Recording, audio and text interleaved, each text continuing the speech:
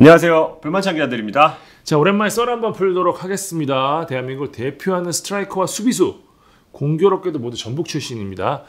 김신욱과 김민재 선수의 소식이 전해져서요. 많은 분들이 궁금해하시는 만큼 볼만찬이 진행 상황을 전하도록 하겠습니다. 먼저 김신욱 선수 이야기부터 하죠. 상하이 선화와 공식적으로 결별을 했습니다. 네, 지난 6일이죠. 상하이 선화 구단이 김신욱과 작별 소식을 알렸습니다.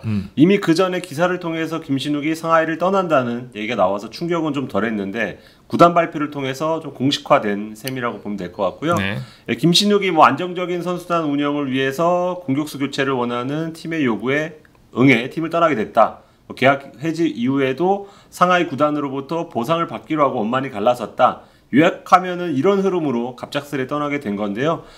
이거보다는 아마 많은 팬분들은 신우쿠가 도대체 어디로 갈지, 앞으로 또 K리그로 돌아올지 여기에 대한 관심이 좀 더 높은 것 같습니다. 최근에 좋은 선수들이 K리그 많이 돌아왔으니까요. 그렇습니다. 네. 김신욱은 2019년 여름에 이적료 70억을 전북에 남기고 상하이에 진출했잖아요. 네. 2년간 중국에 머물렀는데 중국 내 다른 팀이 제안이 오더라도 앞으로는 중국보다는 다른 리그로 가고 싶다는 생각을 하고 있는 걸로 알고 있습니다.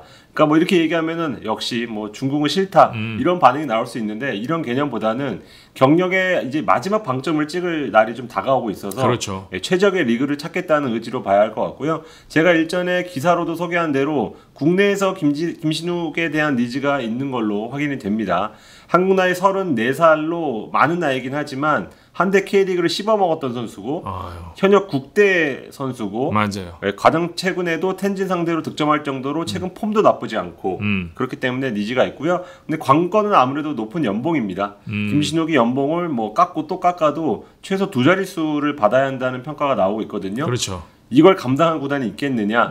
이게 시장의 대체적인 반응이고요. 김신욱과 연결된 구단이 현대가 두 팀과 당연히 전북을사는 무조건 그렇죠. 기본 옵션이죠. 네, 제주 정도라고 좀 보시면 될 것 같은데 실제로 이 세 팀과 대화를 나눈 걸로 이렇게 알고 있습니다. 그런데 세 구단 반응이 조금씩 차이가 있다. 정도로만 지금 시점에 좀 말할 수 있을 것 같은데 왜냐하면 김신욱이 돌아오더라도 겨울 시점이 될 거란 말이에요. 그래서 지금 당장 우리 관심 있어라고 말해도 시즌 결과에 따라서 겨울에 플랜이 바뀔 수도 있는 거거든요. 네, 그리고 제가 좀 제 나름대로의 좀 분석을 해보면 김신욱이 과거에 울산과 전북에 머물렀잖아요. 맞아요. 근데 두 팀 모두 공교롭게도 올해 감독이 바뀌었어요. 그리고 약간 세대 교체를 지금 하고 있는 중. 네, 그렇다면 만약에 김신욱의 경험과 무게감이 필요하다고 생각된다면 손을 내밀 수 있겠지만 지금 바뀐 세대 교체 기조대로라면 좀 다른 선택을 할 가능성도 있기 때문에 조금 더 지켜봐야 할 것 같고 김신욱 개인적으로는 지금 이제 코로나 시국에서 좀 불안하잖아요. 그렇죠. 그래서 안정적인 한국에서 지내는 편도 좀 고려할 수 있을 것 같은데 선수 본인은 워낙 도전을 좀 좋아하는 선수고, 맞아요. 네. 그래서 더 늦기 전에 중국, 한국 외 다른 리그 지금 나오는 얘기가 일본, 중동 쪽에 경험해보고 싶다. 그래서 두 리그행 가능성도 염두에 둔 것으로 좀 알고 있습니다. 김신욱이 2022년 카타르 월드컵 출전을 원하고 있거든요. 그래서 뭐니 해도 월드컵에 초점을 맞춰서 행선지를 정할 것으로 보입니다. 김신욱 선수가 나이가 많기는 하지만 지금 좀 희소 가치가 있는 장신 공격수. 그렇죠. 아주 특히 아시아권에서는 굉장히 위력을 발휘할 수 있기 때문에 일본이랑 중동 쪽에서 관심이 있는 걸로 알고 있고 재밌는 것은 모라에스 감독도 일본 얘기가 좀 나오는데 둘이 패키지로 갈 수 있다는 얘기도 좀 들리고 재밌겠다. 여러 가지 좀 다양한 이야기 나오고 있거든요. 김신욱 선수에 대한 가치는 여전히 높기 때문에 여기저기 다양한 콜이 있어서 저희가 아주 관심을 갖고 지켜보면 재밌을 것 같습니다. 네, 추가적으로 들리면 볼만찬을 통해서 말씀드리겠고요. 두 번째는 아마 이 선수에 대한 관심이 좀 더 높을 것 같은데 김민재 선수입니다. 기나긴 사과 끝에 드디어 행선지가 결정나는 분위기입니다. 8일 오전이었습니다. 페네르바체 발 오피셜이 떴습니다. 김민재와 협상을 하고 있다는 내용이었는데 굉장히 이례적인 협상을 하고 있다는 걸 오피셜로 띄웠는데 사실 김민재 측이 깜짝 놀랐습니다. 터키로 들어가는 길에 오피셜이 지금 떠버렸거든요. 서로 새나가지 않게 하자고 막 했는데 김민재가 도착하기도 전에 오피셜이 나왔고 그래서 김민재 선수가 입국하는 길에 방송사도 오고 비자 심사를 받는데 관계자가 막 사진 요청을 해서 찍고 막 그랬다고요. 네, 글쩍글쩍 했겠네. 그러니까 아마 코로나만 아니었으면 우리가 다른 해외 선수들 막 입국할 때 막 공항에서 막 난리 나는 거 있잖아요. 그런 것도 아마 볼 수 있을 뻔하지 않았나 하고 동행했던 관계자가 이야기를 하더라고요. 그 정도로 페네르바체에서 김민재를 높이 평가하고 있다는 뜻으로 해석해도 될 것 같고요. 김민재가 터키로 들어간 이유 세부 조항과 메디컬 테스트를 하기 위해서입니다. 현재 이적료 협상이 조금 남아있긴 해요. 100%는 아직 아닌데 사실상 페네르바체행이 확정됐다고 봐도 될 것 같고요. 많은 분들이 이걸 궁금해하시더라고요. 지금까지 포르투 이야기 계속 나왔고 또 갈라타사라이 얘기 잠깐 나왔는데 사실 페네르바체는 거의 좀 언급이 되지 않았던 팀이거든요. 네, 그래서 페네르바체에 대해서 조금 딥하게 들어가 보겠습니다. 일단 포르투행은 사실 좀 이야기를 해드리면 선수 측이 처음부터 좀 탐탁치 않아 했던 부분들이 좀 있었어요. 지난 김민재 썰을 들으신 분들은 아시겠지만 토트넘행 과정과 상당히 유사점이 많았거든요.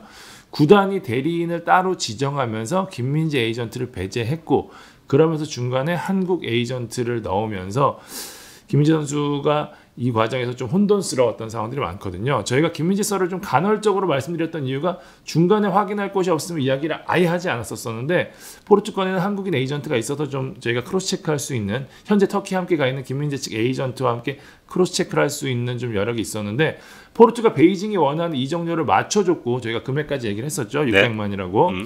김민재와 개인 협상도 했지만 잘 안 됐습니다. 막판에 김민재가 원하는 연봉을 포르투가 어느 정도 맞춰주기는 했지만 세 가지가 걸렸어요. 계약 기간, 바이아웃, 그리고 뭐 다 아시겠지만 무엇보다 올림픽 출전권으로 합의에 이르지 못했죠. 세 가지 정도면 많네요. 많이 걸렸네. 네. 중간중간에 구체적으로 언급하기는 어렵겠지만 포르투 측에서 김민재가 신뢰하지 못할 만한 행동들이 좀 있었다고 해요. 그런 부분 때문에 포르투와 협상이 좀 안 됐습니다. 이때까지도 아마 포르투가 의지를 갖고 진행한 걸로 알고 있고요. FA로 갈 생각도 염두에 뒀는데 저희가 말씀을 드렸었죠. 김민재 선수는 어차피 뭐 최악의 경우는 FA로 가도 상관이 없다라는 생각까지 하고 있었는데 민재 선수가 그랬다고요. 야 이제 지쳤다. 이 긴 사가를 마무리하자라는 의지를 보였고 마침 김민재의 포르투갈 에이전트가 7월경에 페네르바체의 오퍼를 직접 들고 옵니다. 예. 이 조건이 김민재가 유럽행을 추진하면서 생각했던 니즈에 딱 맞았어요. 김민재가 유럽행을 추진하면서 제가 기사에도 썼지만 생각했던 필수 조건이 두 가지였습니다. 하나는 국가대표 활동에 지장이 없을 것, 두 번째는 더 큰 무대로 나가는데 장애물이 없을 것. 이것만 맞으면 뭐 리그의 규모와 이런 거 상관없이 내가 발전할 수 있는 팀으로 가겠다라는 생각을 했었는데 지난 썰에서 제가 말씀드렸었죠. 팬들이 되게 의아해하시고 와 김민재가 이 정도야? 뭐 차기 국대에 해야 되는 거 아니야? 이랬는데 올림픽 출전 정말로 원하고 있다는 말씀 드렸잖아요. 사실 포르투도 올림픽만 아니었으면 진작에 결론이 나는 상황이었거든요.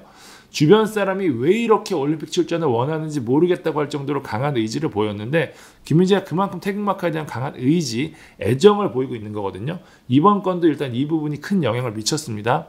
이제 당장 카타르 월드컵 최종 예선이 시작되잖아요.